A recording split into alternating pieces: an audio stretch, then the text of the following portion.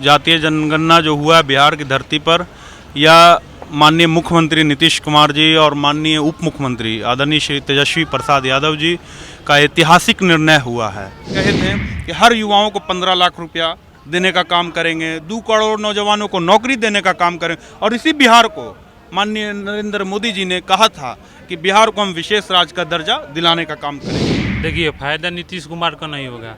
जातीय जनगणना माने जाति के जनगणना हुए, सब वर्ग को जनगणना हुआ है। बहुत लोग ऐसा बोल रहे हैं कि मेरा जाति को दबा दिया गया, मेरा जाति को जनगणना ही नहीं हुआ। ऐसा कुछ भी नहीं है। किसी मुखिया से अगर पूछा नहीं गया, और किसी मान लिया जाए हम गढ़ के सदस्य हैं और हमारे पास सर्वे होवे नहीं किया, सर्वे किस ग्राउंड से हुआ ये तो मुख्यमंत्री के दावेदार बनते। विकास के नाम पर वोट देंगे हम, जातिवाद पर नाम नहीं देंगे। विकास होना चाहिए, विकास के नाम पर हम वोट देंगे, भले कोई भी जाति से हो। जनगणना जो करा रही है इससे तो मेरे को लगता है कोई फायदा नहीं है, खासकर युवा लोगों को। नमस्कार, न्यूज़ फॉर नेशन देख रहे हैं आप और मैं हूं आपके साथ साक्षी झा, और इस वक्त मैं मौजूद हूं पटना के रेलवे स्टेशन पर। आपको मालूम होगा कि 2 अक्टूबर को जातीय जनगणना के रिपोर्ट सार्वजनिक किए गए हैं, और उसके बाद से तमाम विवाद में घिर चुका है ये आंकड़ा। एक तरफ जहां विपक्ष कह रही है कि ये आंकड़ा गलत है, तो वहीं दूसरी तरफ बिहार सरकार वाहवाही लूट रही है जातीय जनगणना कराकर। लेकिन सबसे बड़ा सवाल है कि क्या बिहार सरकार या नीतीश कुमार को इस जातीय जनगणना के आंकड़ों से कुछ फर्क पड़ेगा या कुछ फायदा होगा कि नहीं होगा? आइए यहीं की जनता से जानते हैं। क्या लगता है आपको कि जातीय जनगणना हो गया है, नीतीश कुमार को इससे कितना फायदा मिलेगा? सबसे पहले तो जातीय जनगणना जो हुआ है बिहार की धरती पर, या माननीय मुख्यमंत्री नीतीश कुमार जी और माननीय उप मुख्यमंत्री आदरणीय श्री तेजस्वी प्रसाद यादव जी का ऐतिहासिक निर्णय हुआ है, और जिससे पूरे देश में एक मैसेज गया है। जातीय जनगणना जो नीतीश कुमार जी ने किया है बिहार की धरती पर, वह एक मिसाल हुआ है। हम लोग के नज़र में, आम जनता के नज़र में अगर देखा जाए तो जातीय जनगणना से बहुत से वैसे लोगों का पता चला है जो गरीब हैं, जो पिछड़े हैं, जो दलित हैं, जो अल्पसंख्यक हैं, जो शोषित हैं। समाज के हर वर्गों का इसमें ख्याल रखा गया है, और सरकार हमेशा जातीय जनगणना अल्पसंख्यकों का ख्याल रखा गया है, सब लोगों का ख्याल रखा गया। बहुत से लोग आंकड़ों के हिसाब से तो उनकी भागीदारी नहीं दिख रही है। आंकड़ों के हिसाब से बिहार में यादव समाज के बाद दूसरी भागीदारी अल्पसंख्यक समाज की है, मुसलमानों की। कहाँ है आप ये बता दीजिए? लोकसभा उठा लीजिए, विधानसभा कहीं भी उठा लीजिए, कहाँ है अल्पसंख्यक ये बता दीजिए। ये राजनीति मामला में हम जातीय आंकड़ा की बात कर रहे हैं। हम ना तो किसी पार्टी से हैं और ना ही कोई पॉलिटिकल पार्टी से हम लोग हैं, लेकिन एक जो व्यू है, जनता का जो व्यू है कि जातीय जो आंकड़ा हुआ है बिहार में, या एक नीतीश कुमार की जो सरकार है, सराहनीय है, और इसके पक्ष में हम लोग खड़े हैं। और हम लोग उम्मीद करते हैं कि माननीय मोदी जी, प्रधानमंत्री जी, इसको पूरे देश में लागू करने का, हर स्टेट में जातीय जनगणना हो, ताकि हर समाज की भागीदारी का पता हो सके।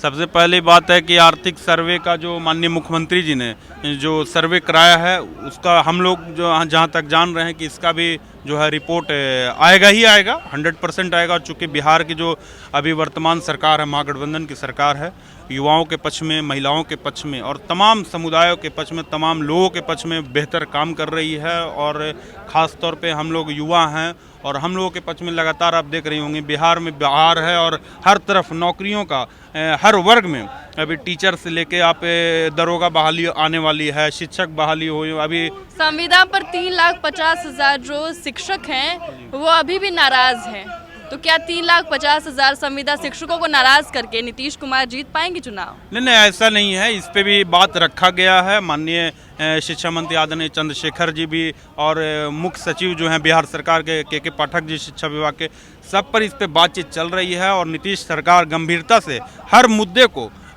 अपने मंत्रिमंडल में। अच्छा, गंभीरता तो सत्र से पहले ही था, अब सत्र भी खत्म हो गया, अब नया सत्र शुरू भी होने वाला है, और अभी तक गंभीरता दिख ही नहीं रही है। नहीं, सब दिख रही है। जो विपक्ष है, जो बिहार में जो विपक्ष की सरकार है, महागठ बीजेपी की, एनडीए की जो गवर्नमेंट है, उन लोगों का जो आरोप का और प्रत्यारोप का जो दौर है वो चलता रहे। हम तो पूछते हैं तमाम लोगों से कि देश में आज 10 साल से भाजपा की गठबंधन की सरकार, एनडीए की गठबंधन की सरकार है। बिहार में नरेंद्र मोदी इसी धरती पर आकर आप तमाम लोगों के सामने, हम लोगों के सामने कहे थे कि हर युवाओं को 15 लाख रुपया देने का काम करेंगे, 2 करोड़ नौजवानों को नौकरी देने का काम करेंगे। और इसी बिहार को माननीय नरेंद्र मोदी जी ने कहा था कि बिहार को हम विशेष राज्य का दर्जा दिलाने का काम करेंगे। क्या ये सब मुद्दे पर हम लोग बात नहीं कर सकते? जब नीतीश कुमार बीजेपी के साथ थे, गठबंधन में थे, तब क्यों नहीं उन्होंने कहा कि विशेष राज्य का दर्जा दिया जाए? अब इस चीज़ की मांग उठ रही है, उस समय क्यों नहीं? जैसा कि आपको तब शायद जानकारी नहीं होगी, नीतीश कुमार गठबंधन में या तो एनडीए के साथ रहे या इंडिया गठबंधन के साथ रहे हैं। नीतीश कुमार ने हमेशा इस मुद्दे को उठाया है। आप पुराना वीडियो क्लिप देख लें, नीतीश कुमार जी हमेशा, जब मोदी जी पटना यूनिवर्सिटी के शताब्दी समारोह में जब आए हुए थे तो माननीय मुख्यमंत्री जी ने कहा था कि बिहार को विशेष राज्य का दर्जा देना चाहिए, और इस पर माननीय मोदी जी ने कहा था कि इसमें हम लोग पहल करेंगे और बिहार को जो है विशेष राज्य का दर्जा मिलेगा। लेकिन हम तो यही कहेंगे कि अभी भी तमाम लोग हैं, हम तो यही कहेंगे ये सिर्फ जुमलाबाजी की सरकार है। भारत में जो भी है एनडीए गवर्नमेंट की जो सरकार है, और वो जो है बिहार में इतना महागठबंधन की जो सरकार है, इस पर आरोप प्रत्यारोप का दौर चल रहा है। लेकिन हम निश्चित रूप से आने वाले दिनों में, जो 2024 का लोकसभा चुनाव है, आने वाले दिनों में जो गरीब जनता है, जो शोषित जनता है, इस बार एनडीए गवर्नमेंट को उखाड़ के फेंकने का काम करेगी। अच्छा, क्या लगता है आपको कि जो जातीय जनगणना हुई है बिहार में, उससे नीतीश कुमार को कितना फायदा होगा? देखिए, फायदा नीतीश कुमार को नहीं होगा। ये जातीय जनगणना माने जाति के जनगणना हुए, सब वर्ग को जनगणना हुआ है। बहुत लोग ऐसा बोल रहे हैं कि मेरा जाति को दबा दिया गया, मेरा जाति को जनगणना ही नहीं हुआ। ऐसा कुछ भी नहीं है, ऐसा कुछ भी नहीं है। अगर जिसको डाउट है तो केंद्र सरकार से मांग करे कि फिर से जातीय जनगणना हो। अगर आपका नरेंद्र मोदी का बाहों में, ताजू में दम है तो जातीय जनगणना क्यों नहीं किया आज तक? उनका नहीं करने का मन था तभी तो नहीं किया। राज्य सरकार किया तो आरोप पर आरोप लग रहा है, ऐसा नहीं होना चाहिए। अच्छा, जो आंकड़े निकल कर सामने आए हैं आपके हिसाब से वो ठीक है? बिल्कुल ठीक है, 100% सही है मैडम, इसमें कोई डाउट नहीं है। क्या लग रहा है सर, इस बार जो जातीय जनगणना कराया गया है, वो जो जातीय जनगणना कराया गया है वो उसमें नीतीश कुमार को कितना फायदा होगा? अब ये जो है जाति जनगणना में जो हुआ वो तो सही है, लेकिन हमारे पटना जो सांसद है रविशंकर भैया, जब उन्होंने कहा कि हमारा सर्वे, जब घर के हम मुखिया हैं और किसी मुखिया से अगर पूछा नहीं गया, और किसी मान लिया जाए हम घर के सदस्य हैं और हमारे पास सर्वे होवे नहीं किया, सर्वे किस ग्राउंड से हुआ ये तो महाराज तो रहेंगे तब ना। कभी दिल्ली है, कभी बम्बई है, तो कहाँ से सर्वे होगा? वो नहीं थे, हम तो थे अपने घर में, हमारा भी सर्वे हमारे पास नहीं आया। अच्छा, फायदा बताइए, फायदा नीतीश कुमार को होगा कि नहीं होगा ये बताइए? नहीं, फायदा जब हम वोट देंगे तब ना, या पब्लिक हमारा भाई देगा तब थोड़ी देगा। 14% यादव जी है तो सबसे ज्यादा तो फायदा होगा तेजस्वी यादव को। ऐसे आप पूछ रहे हैं तो सबसे ज्यादा फायदा होगा। अब तो मुसलमान भी कहने लगे कि हम 17% है तो हमको ही बनाइए मुखिया, नीतीश कुमार को हटाइए। सबका हक मिलेगा, बाबू साहब का हक मिलेगा, मुसलमान को नहीं मिलेगा। तो वोट देंगे ना? हिंदू बुरा है ना मुसलमान बुरा है, बुराइयों के रास्ता पर जो चले वो इंसान बुरा है मैडम। अच्छा, तो आप वोट देंगे ना अगर मुसलमान कोटे से कोई मुख्यमंत्री के दावेदार बन? विकास के नाम पर वोट देंगे हम, जातिवाद पर नाम नहीं देंगे। विकास होना चाहिए, विकास के नाम पर हम वोट देंगे, भले कोई भी जाति से हो। अब एक बात हम अभी आपने जैसे कह रही थी, हमारे भाई साहब ने बताया, तो या मुसलमानों के इतिहास के बारे में इन्होंने बताया, तो हम बस छोटी सी बात जो है, भारतीय स्वतंत्रता संग्राम जब 1857 में हुआ था, तो उस टाइम मुसलमानों के अंतिम मुग़ल सम्राट थे बहादुर शाह जफ़र साहब, जिसको पूरा दुनिया जानता है। बहादुर शाह जफ़र जब रंगून के जेल में थे तो एक अंग्रेज जो सैनिक थे उनको पकड़कर उनको कह रहे थे कि ये क्या नाम है, दमदमे में दम नहीं, दमदमे में दम नहीं, अब खैर मांगो जान की, ऐ ज़फ़र अब ठंडी हुई शमशीर हिंदुस्तान की। तब बहादुर शाह ज़फ़र ने जो जवाब दिया वह था कि गाजियों में बू रहेगी जब तलक ईमान की, गाजियों में बू रहेगी जब तलक ईमान की, तख्त लंदन तक चलेगा तेग हिंदुस्तान की। तो ऐसा ऐसा हमारा जो अल्पसंख्यक समुदाय का ऐसा ऐसा इतिहास है। तो इसको एक जो भारत में मेरा मानना है कि जो पुरानी सभ्यता गंगा जमुना की तहजीब जो चली आ रही, हिंदू मुसलमान का आपस में जो भाईचारा है, उसको तोड़ने की कोशिश की जा रही है। देखिए मैडम, विकास के नाम पर चुनाव नहीं हो रहा है, खाली जातिवाद के नाम पर चुनाव हो रहा है। क्या लगता है ये जो नीतीश कुमार जातीय जनगणना कराए हैं, इससे नीतीश कुमार को कितना फायदा होगा? फायदा तो वक्त बतवेगा, अभी क्या बोला जाए। विपक्ष कह रही कि इसके आंकड़े सही नहीं है, कितनों के घरों में जातीय जनगणना सर्वे जो करा रही थी टीम वो पहुंची ही नहीं है। वो तो पहुँचबे के ही है। अच्छा, आपके घर में हुआ है जनगणना? जी हुआ है, हमारा पटना साहिब विधानसभा में मकान पड़ता है। तो नीतीश कुमार को इससे फायदा नहीं होगा? फायदा तो होबे करेगा, ऐसा तो नहीं कि नहीं होगा। ये किए हैं काहे के लिए? फायदे के लिए न किए हैं, ऐसा बात नहीं कि नहीं होगा। 14% अब जब यादव हैं तब नीतीश कुमार का पत्ता इस बार मतलब कट नहीं, जाएगा। और खून से मतलब नहीं है। जो काम करेंगे उनको मजदूरी मिलेगा। इतना कहेंगे कि जो काम करेंगे उनको तो मजदूरी तो मिलना ही मिलना है, कम मिले या ज़्यादा मिले, मिलना तय है। आपको क्या लगता है कि इस बार नीतीश कुमार को फायदा होगा जो जातीय जनगणना बिहार में हुई है? जी बिल्कुल फ़ायदा होगा 110% फ़ायदा होगा। और रही बात बीजेपी की, जो बार बार सवाल उठा रही है कि जातीय जनगणना गलत हुआ है। अगर गलत हुआ है तो आपको इसमें जब जनगणना हो रहा था तो उसमें सपोर्ट करना चाहिए था, उन्होंने सपोर्ट नहीं किया। क्यों? क्योंकि उनको सरकार में तेजस्वी यादव हैं। आपको अगर जातीय जनगणना गलत लग रहा है तो फिर से आपके केंद्र में सरकार है, नरेंद्र मोदी से बोल दीजिए कि एक बार फिर से जनगणना करा ले, दूध का दूध और पानी का पानी हो जाए।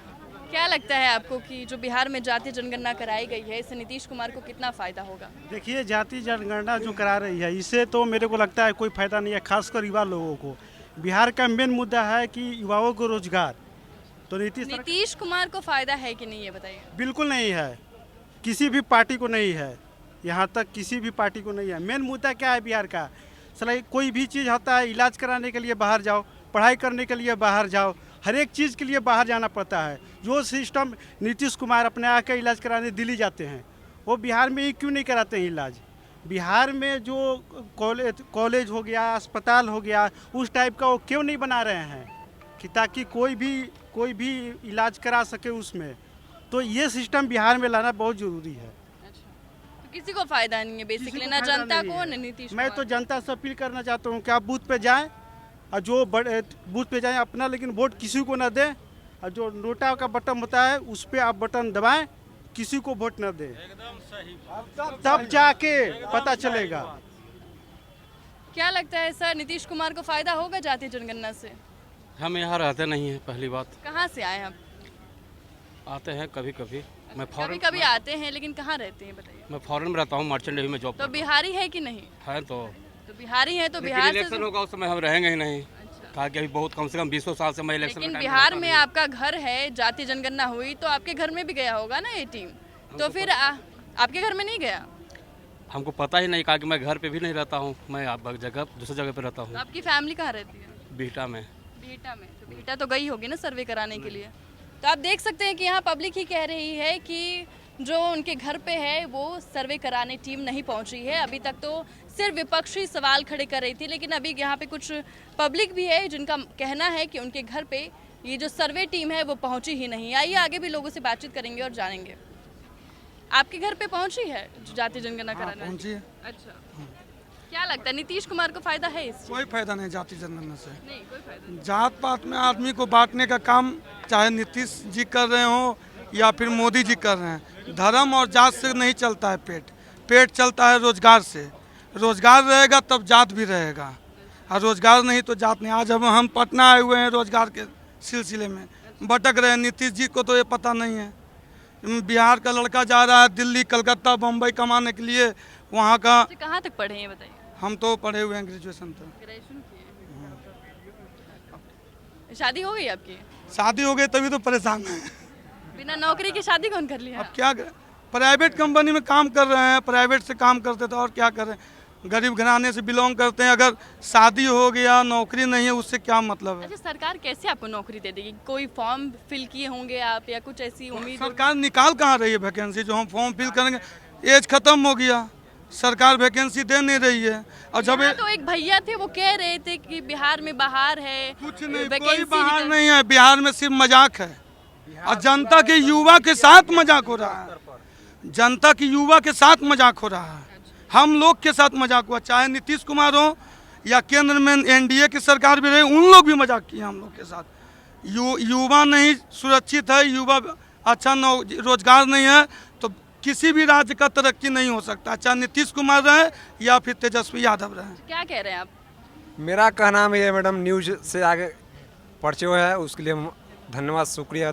और जनता को मेरे तरफ से नमस्ते है।